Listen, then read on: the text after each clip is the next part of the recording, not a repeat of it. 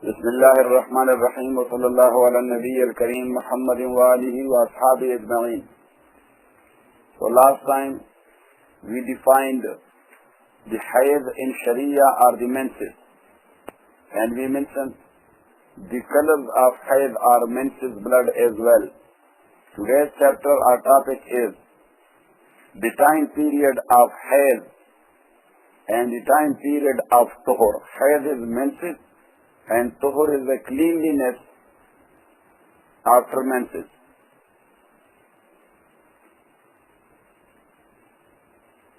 As we mentioned before, that this liquid has a specific color or has specific colors.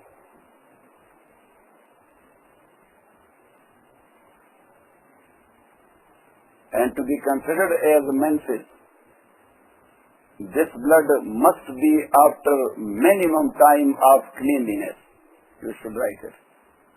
This blood must be after minimum time of cleanliness.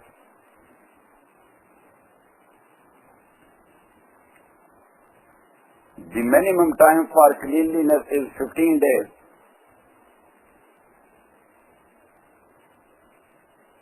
Near all schools of jurisprudence, this is unanimously agreed upon.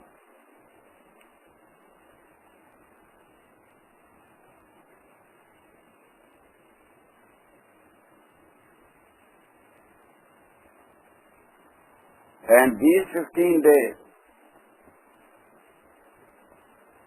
needs to start after the minimum period of menses. It needs to start after the minimum period of menses. But minimum period of menses is different according to different schools.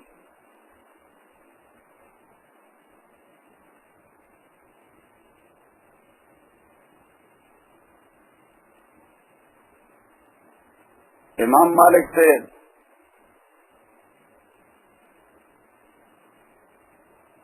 that as far as the case of worship is concerned, like prayer and fasting, so for the said purpose, the minimum type of menses is a single push, even though that's for one single second. Look, if the frontal part or the womb of a woman pushed the blood only like, and the blood came out, got it? If she is with fasting, her fast is gone. Yes, got it? You should write it. Because for single second, it will have no any effect on prayer. Yes, if she is praying at that time and the womb pushed the blood for one single second, so her prayer is broken.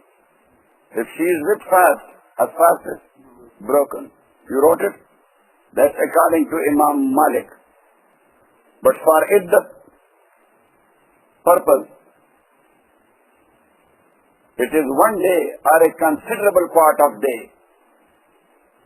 For iddat purpose, IDDAT. What is iddat? After what? After divorce. The waiting period after divorce.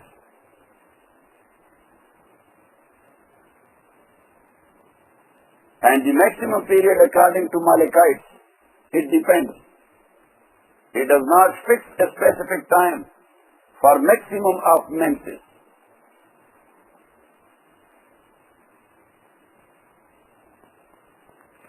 He says, if she has the blood for the very first time, she attained the age of puberty, she became a major, got it? And her blood started for the very first time. So that period is 15 days. For such like a girl, the period is 15 days, the maximum.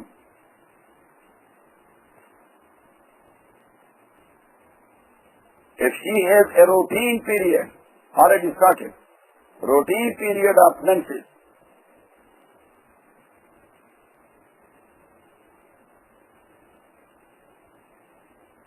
then her routine is considered menses.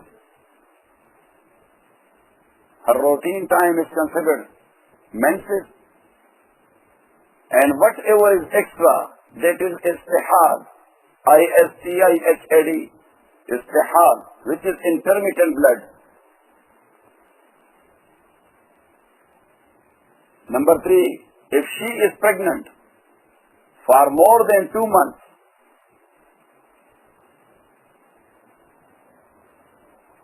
then her menses could be for 20 days. And if she is pregnant for more than 6 months,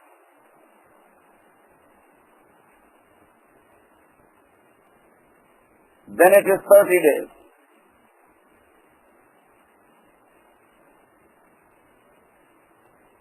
Number 4, if she has bleeding on and off,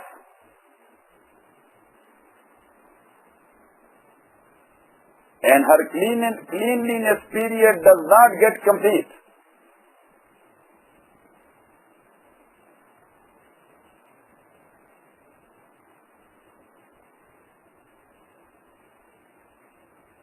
then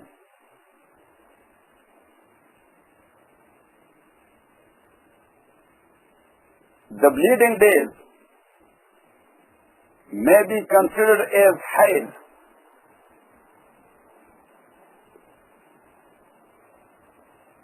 So when 15 days are completed, that is menses. When 15 days are completed, that is menses. But she has to take shower every day.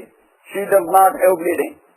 The day when she does not have bleeding, she has to take shower every day. Maybe that is the cleanliness test time.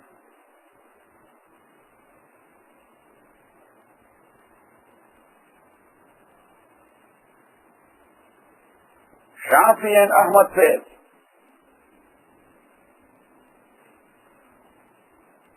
minimum period for menses is 1 day and night.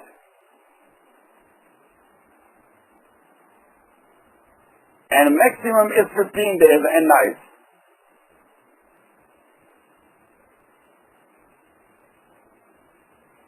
They based their madhab on a saying of Ali radiyallahu ta'ala anhu, where he says, أقل الحيض يوم وليلة وما زاد على ذلك خمسة عشر استحاضة. That minimum period of menses is 1 day and night. And what exceeds 15 days, that is istihad.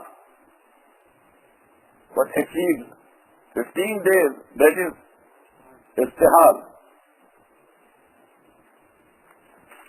Now incomplete. Now don't put it.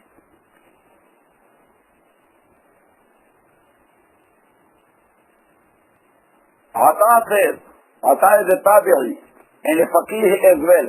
Ata ibn Abi Rabah. He was also a liberated slave. I saw a woman having menses for 1 day and woman having it for 15 days.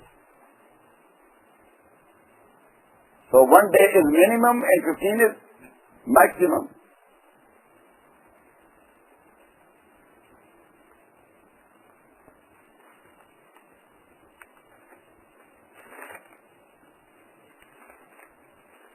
Gods are not it.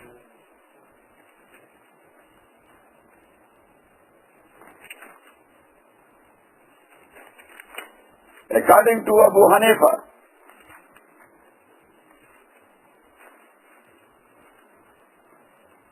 the minimum period for menses is 3 days, while maximum time is 10 days.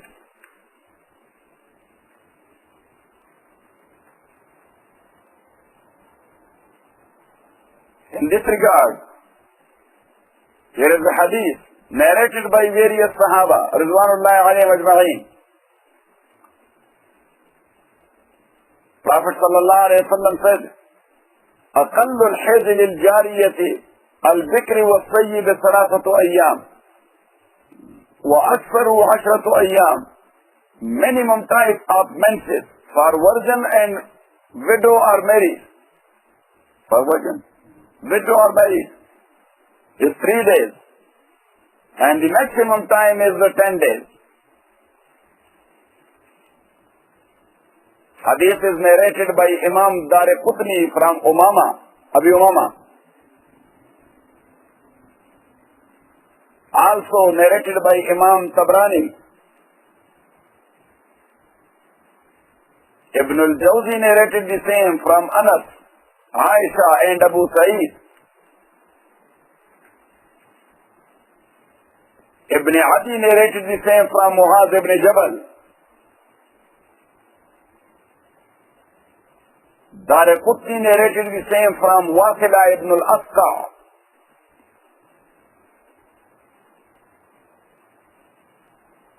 Even though in science of hadith, the narration chain of all these ahadith is da'if, but when more than one da'if clubbed together, having the same subject, so that's elevated to the level of Hasan li ghayrihi. Got it? So Imam Abu Hanifa rahimahullah, he has based his mazhab on the basis of hadith. As far as the case of other is concerned, they have based it on experience. They have based it on experience. Got it? The next topic is Tuhr. T-O-U-H T-U-H, R. Tuhr.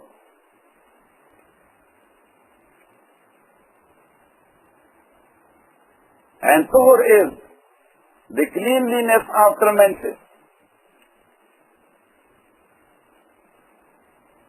Technically, that is a cleanliness in between two menses. Instead of saying after menses, we should say cleanliness between two menses.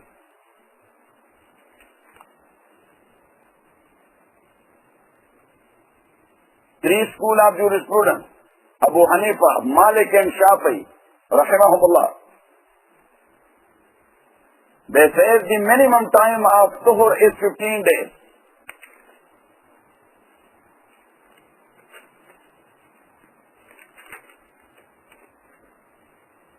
Because each and every month has and Tuhr both.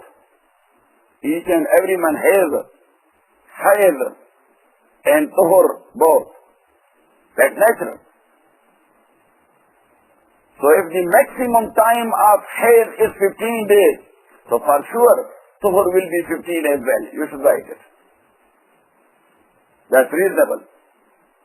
If the maximum time for menses is 15 days, so for sure cleanliness time will be 15 as well.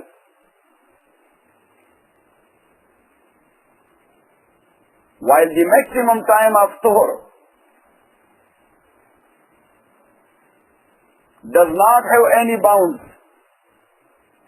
or limits. Sometimes it stills for years. The cleanliness stills for years. Then the hair starts. You should write it. So maximum does not have any specific time. If everything is okay with a woman, you know what I'm saying? So then every month will have hair and Tuhr both. But if some chemicals are changed, depend upon climate, genes, food, drinks, etc., etc. Got it? So then, it depends. Sometimes the cleanliness time stills for years, and once again the hairs and the menses start. Got it?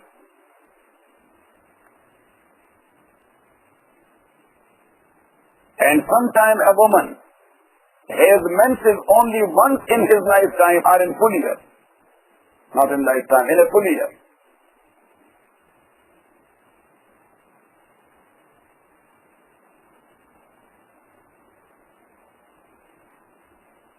And and near Imam Ahmad, the minimum time for cleanliness is 13 days. As we mentioned, three school of thought, they agreed upon 15 days. That is the minimum time. You know what I'm saying? But according to Ahmad, that is 13 days. He referred it to a hadith he himself narrated. Not a hadith, but an athar of Sahabi. But majazan or figuratively we call it hadith.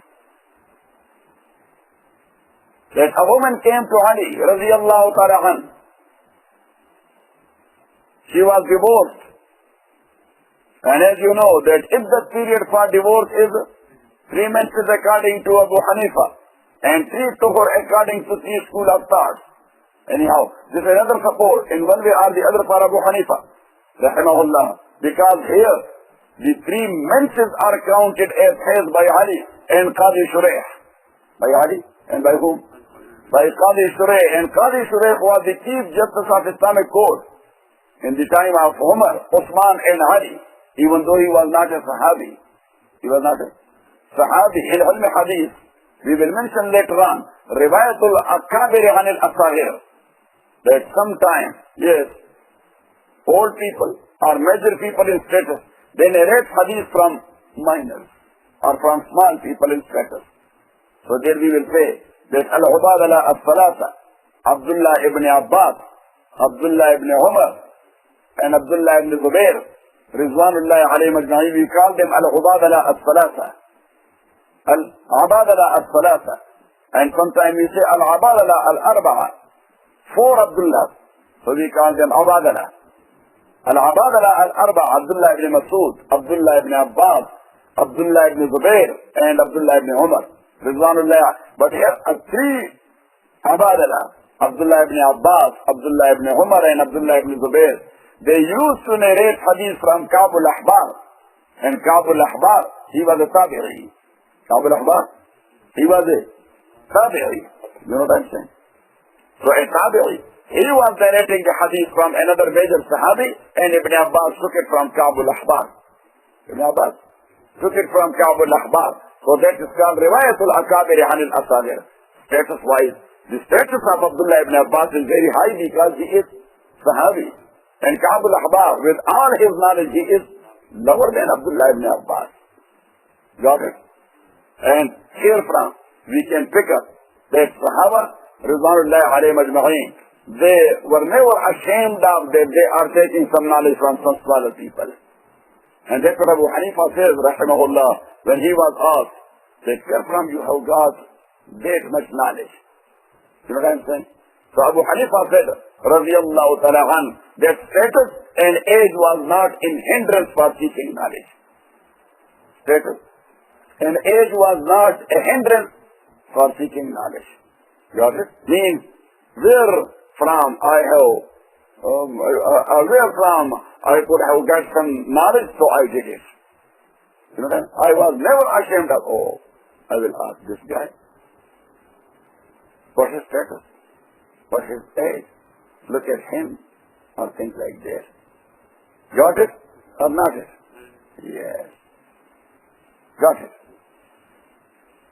So anyhow, Ahmad ibn Hanbal narrates a hadith in his Musnad, or an Asar, that a lady came, a divorced lady came to Ali, radiyallahu ta'ala an, and she said that I got 3 menses in 1 month.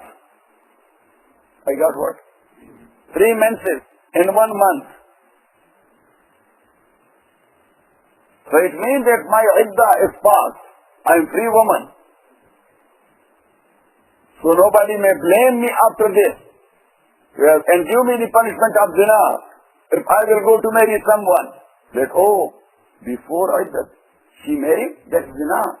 That's fornication or that's adultery. You know what I'm saying? So she said that I got 3 menses in 1 month. Ali radiallahu ta'ala was sitting with Qazi Shuraih. With who? With the Chief Justice. So he said, Fadilatul Qazi, وَمَاذَا تَرَى فِيهِ? That, what do you think about this? So Qazi Shuraih said, If some trustworthy, pious woman, you should write it, some trustworthy, pious woman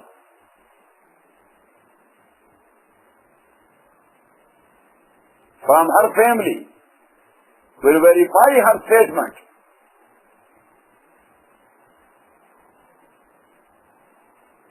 then that is okay, because that is such a thing which is known to whom?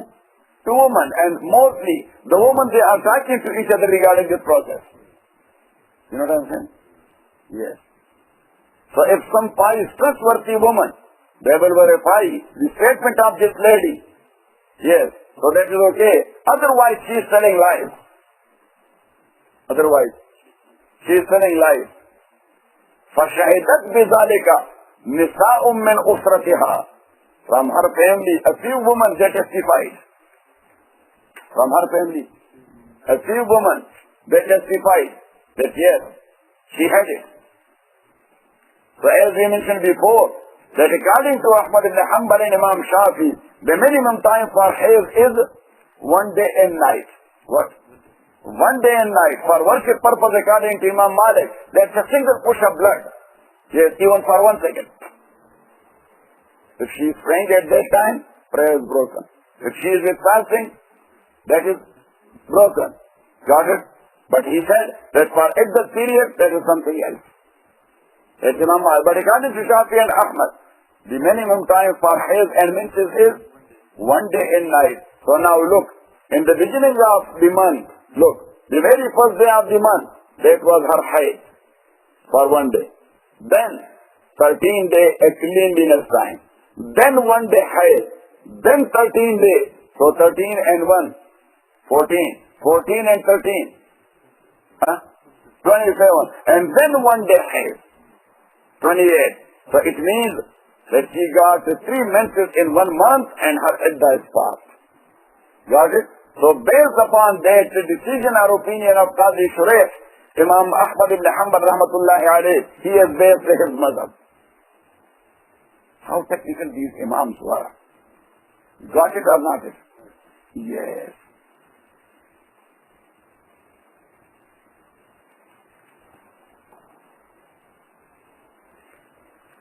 Regarding cleanliness in between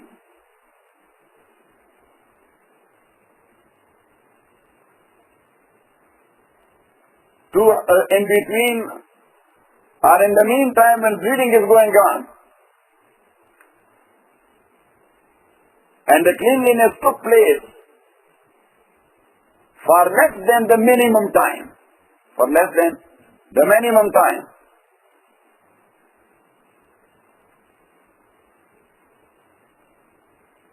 So that is called الطهر المتخلل بين الدمين. الطهر المتخلل بين الدمين. The cleanliness which happen in between 2 bloods, not 2 hairs, in between 2 bloods. So her habitual days would be considered hairs. Her habitual days will be considered hairs. And the remaining will be considered istihad.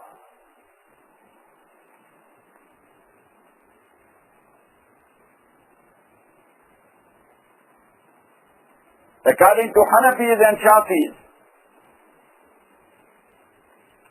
if she saw blood for 1 day, then cleanliness for 1 day, and it was going on and off,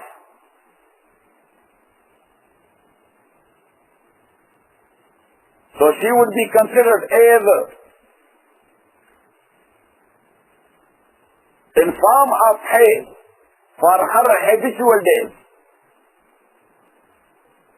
If her habit was 7 days, so 7 days out of that whole period would be considered haid, and the remaining would be considered istihad. Imam Malik and Ahmad said,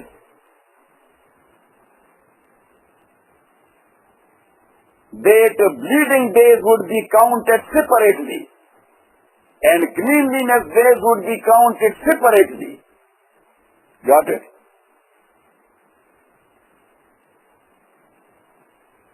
So her habitual days in counts, not constantly and continuously. What? On and off. Means Today it was bleeding. Tomorrow, no bleeding. Day after tomorrow, once again bleeding. Yes, the fourth day, no bleeding. So today is Hajj one day. Then day after tomorrow is the second day. Then a sixth day, that's a third day. Her habit was 7 days. When 7 days are completed, now she is clean. Got it?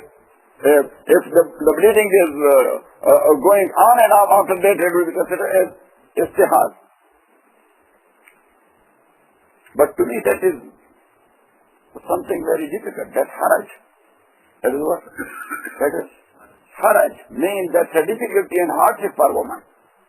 So the actual practical case is that of Imam Abu Hanifa and Imam Shafi, rahmatullahi alayh, that bleeding is going on and off for 1 month or in 1 month as a whole.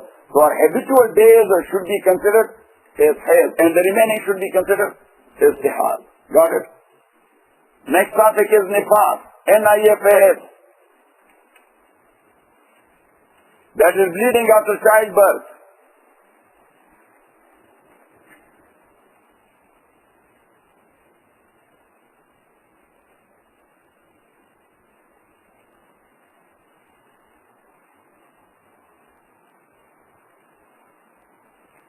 Imam Shafi says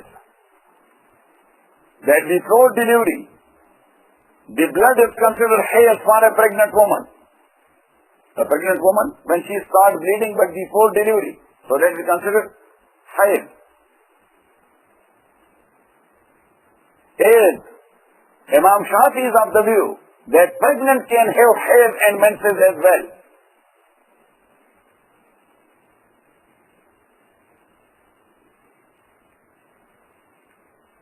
And that is the case near Imam Malik as well.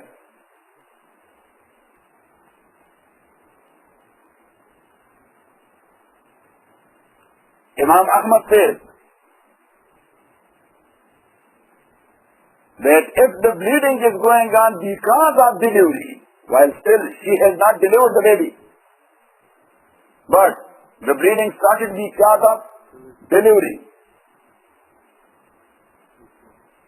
Ahmad, so that is nifas.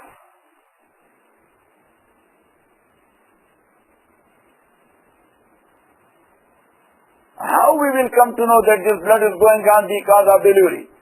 So Imam Ahmad himself, he mentioned 2 things. Number 1, if that bleeding was going on 2 or 3 days before delivery, if more than that, then that is not. It was going on 2 or 3 days before, number 1, and it was coming out with pain.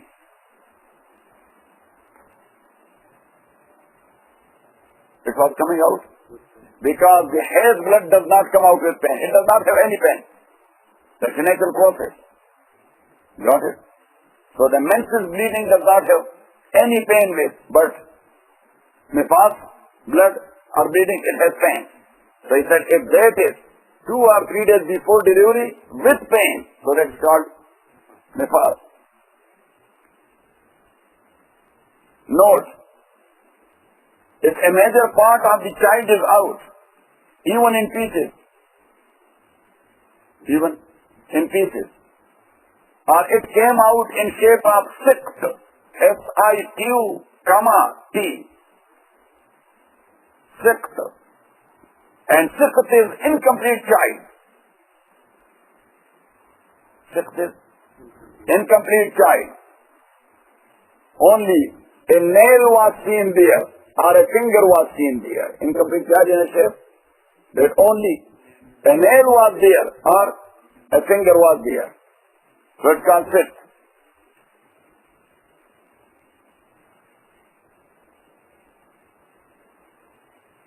Then the blood with that is called nifas as well.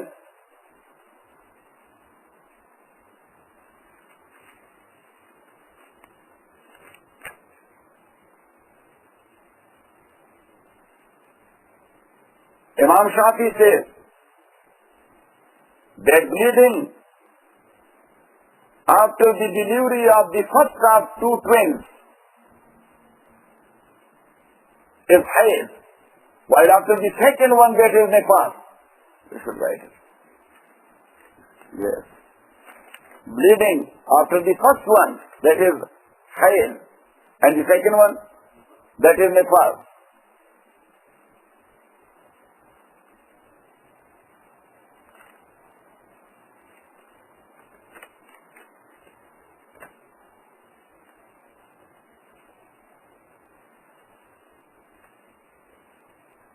If a woman delivered, her pregnancy is a nifas or as a nutfa or zygote. When the water took place in womb, and it was in shape of what? Zygote, which is the mixture only. So she dropped the mixture. She dropped the mixture. Or she dropped is halaka, the clot. She dropped it as halaka. So the bleeding after that is not considered nifas. That is not nifas.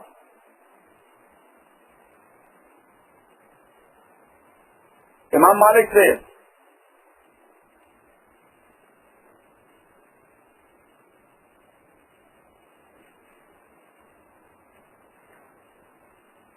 that nifas is the blood coming out of the frontal part of a woman at the time of delivery, either with delivery or after delivery. But a bleeding before delivery is called hayd according to Imam Malik.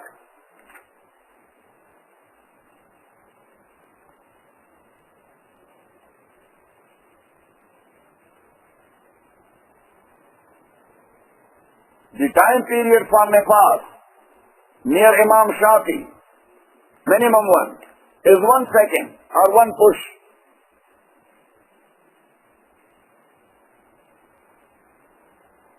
According to other 3 schools of jurisprudence, Abu Hanifa, Ahmad and Malik, they say minimum does not have any fixed time.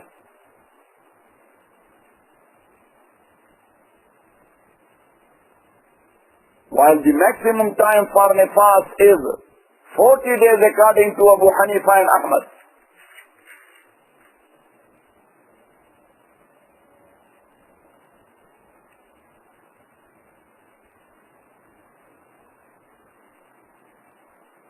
And according to Shafi and Malik, the maximum time is 60 days.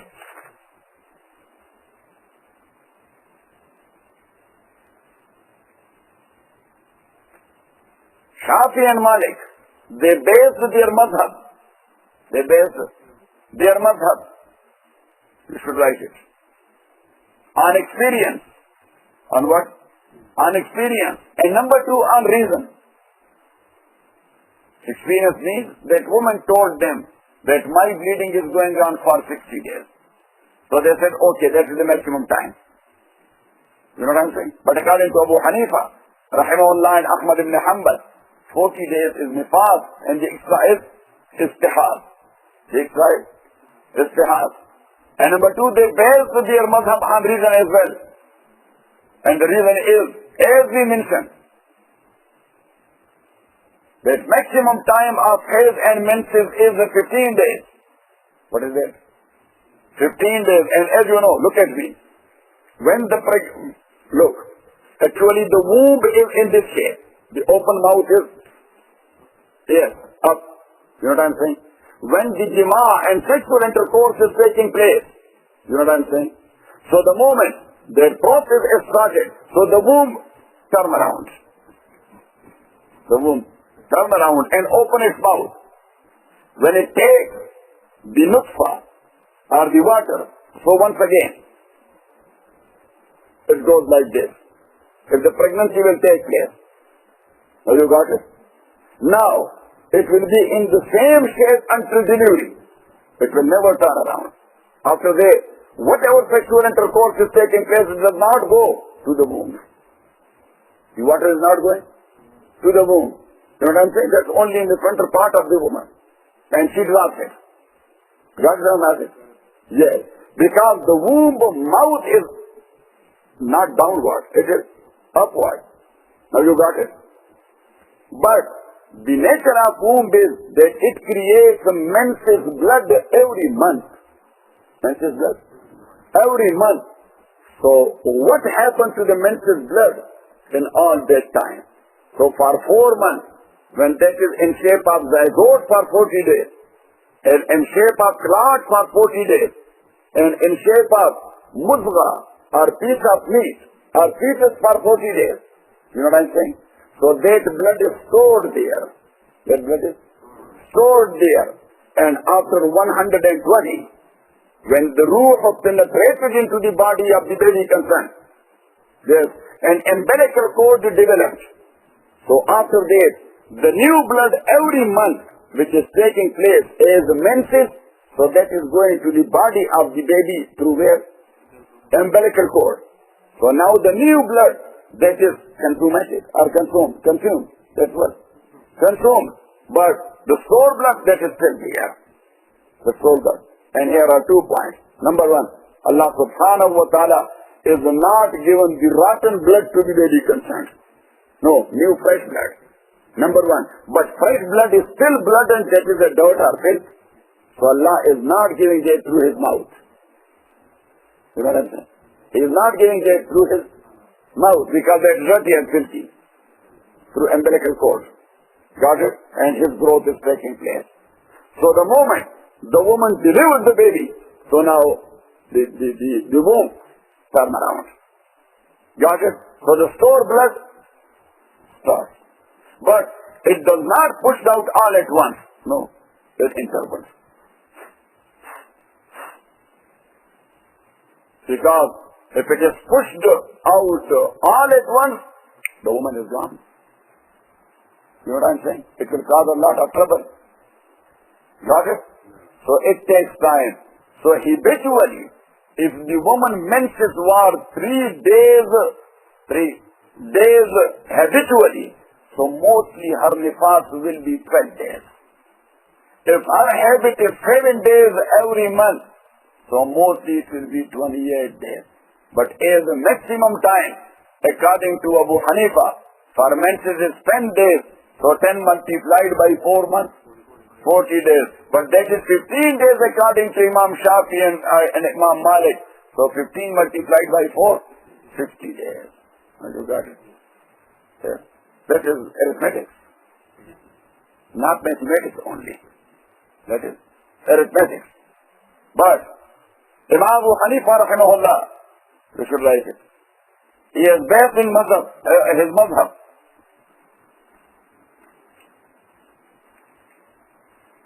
On a hadith narrated by Salama radiyallahu ta'ala anha, narrated by Abu Dawood, Tirmidhi and Ibn Majah, Imam Ahmad, Daraqutni and Imam Hakim. So many muhaddithin they have narrated. Salama says, our mother radiyallahu ta'ala anha, كانت النساء تجلس على غاب رسول الله 40 يوما و40 ليلة. That woman in the time of Rasulullah sallallahu alayhi wa sallam tajlisu doesn't mean sitting literally. Means does not pray or fast. They used not to do pray or fast in the time of Rasulullah sallallahu alayhi wa sallam for 40 days and nights. For what? For 40 days and nights. وصلى الله تعالى على خير خلقه محمد وآله وأصحابه أجمعين برحمتك يا أرحم الراحمين. اللهم ربنا ارحمنا بالقرآن العظيم اللهم ذكرنا بالقرآن ما نسينا وعلمنا منه ما نجهلنا واستمعنا تلاوته وعناء الليل وعناء النهار صلى الله عليه وسلم. Now you got it, Bilal. You ate a lot. When somebody eats